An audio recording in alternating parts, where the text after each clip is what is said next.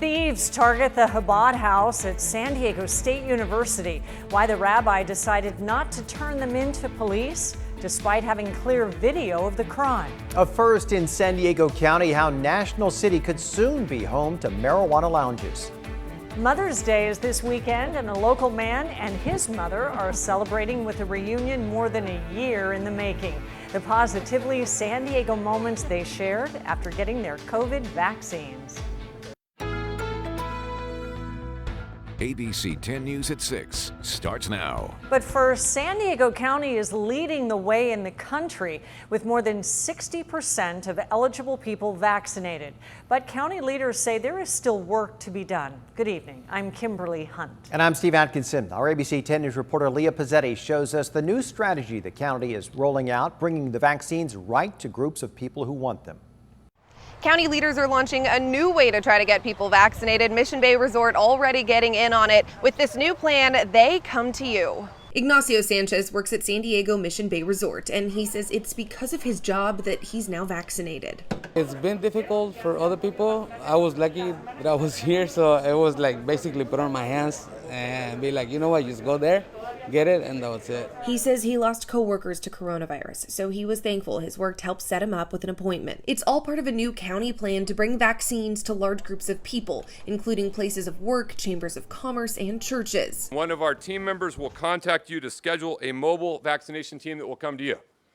A pop-up type site. Chair Fletcher says this new push is because of a shift from what used to be. We all know that over the past 5 months, we've lived in a world where you could not get enough appointments. To the new reality, there are not as many people signing up for appointments now. As a county, we shift our mindset away from superstations and pods and into going into those areas where people traffic, and make sure we make it as easy as possible to get vaccinated. Hoping if the county can bring vaccines to large groups of people, employees like Ignacio can return back to work with peace of mind. Being vaccinated, I don't know if we have any people come in and or not, but at least I know that I have it, and I know that I'm preventing me from getting it. Leah Pizzetti, ABC 10 News. Leaders say they have already had a wide variety of companies sign up to bring vaccine sites right to them, everywhere from Qualcomm to small businesses.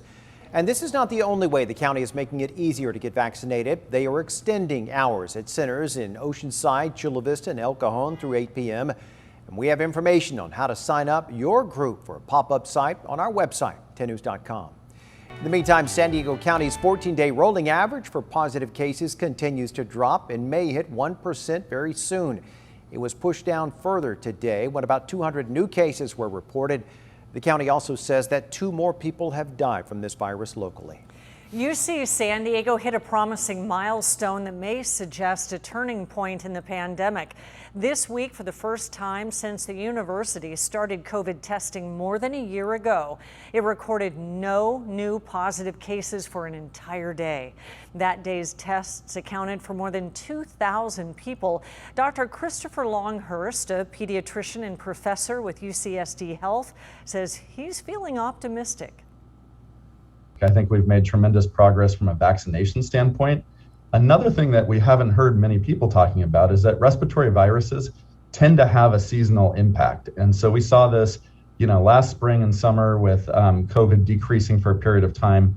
We know that this occurs with RSV and influenza and other respiratory viruses. So I think that we're going to have a very encouraging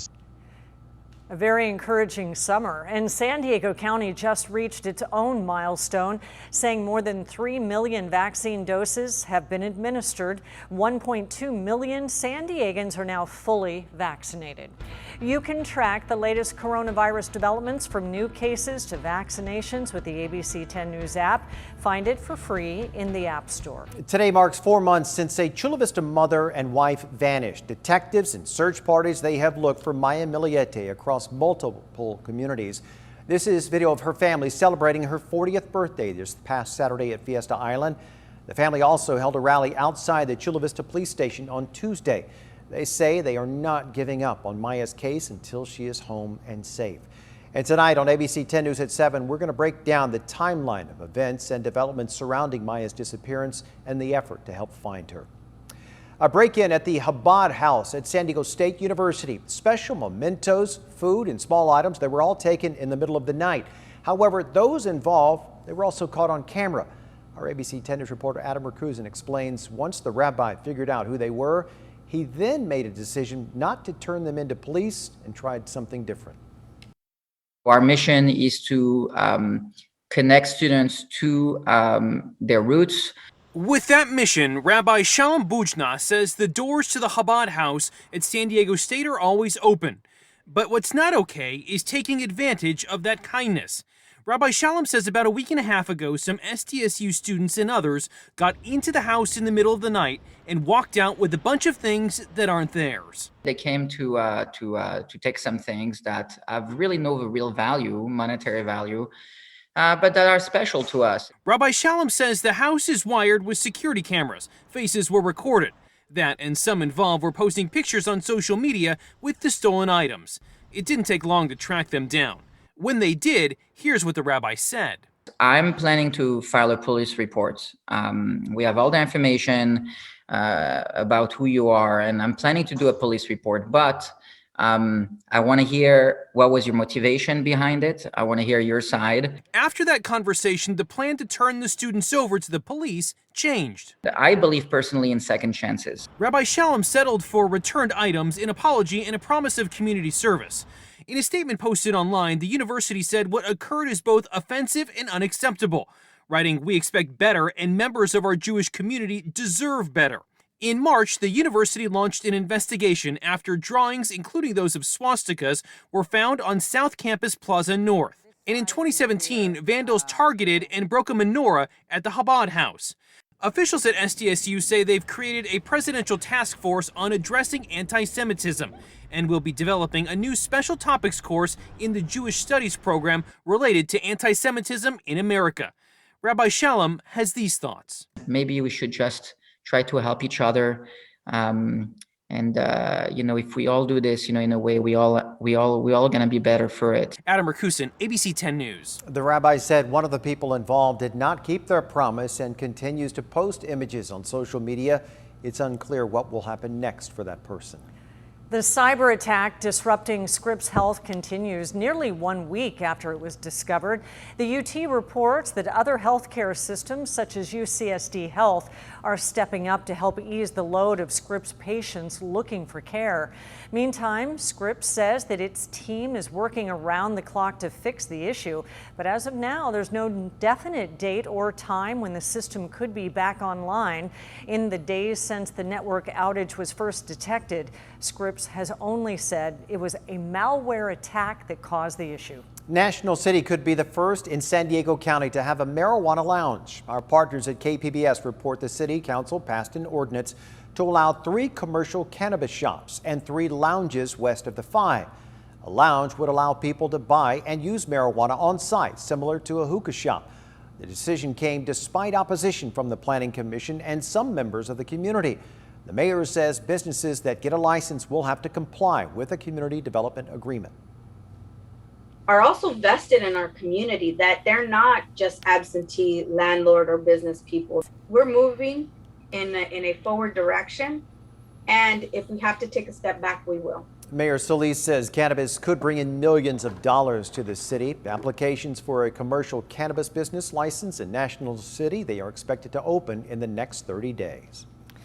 Mystery surrounds a boat that was discovered this morning overturned and leaking gasoline in Mission Bay. Sky 10 flew overhead as lifeguards towed the boat back in about 7 o'clock. No one was seen nearby. Lifeguards even sent out a diver to check under the boat, but turned up nothing. So far, there's no word on who may own the boat. As for the leaking gas, a county environmental agency is looking into it. As we continue to celebrate our San Diego Nurses Week, we want to highlight how Sharp Healthcare is helping its nurses fulfill their career dreams. The Sharp Terrence and Barbara Castor Institute for Nursing Excellence has been helping nurses climb up their professional careers by providing scholarships funded through donations. We met nurse Christina Kelly with Sharp Chula Vista Medical Center, and with the help of those scholarships, she's one of about 45 Sharp nurses to earn a doctorate in nursing. Sharp says another huge part of their nurses' success is the mentoring offered by experienced nurses. New nurses are paired then with a mentor for their first year to help guide them through the challenging steps.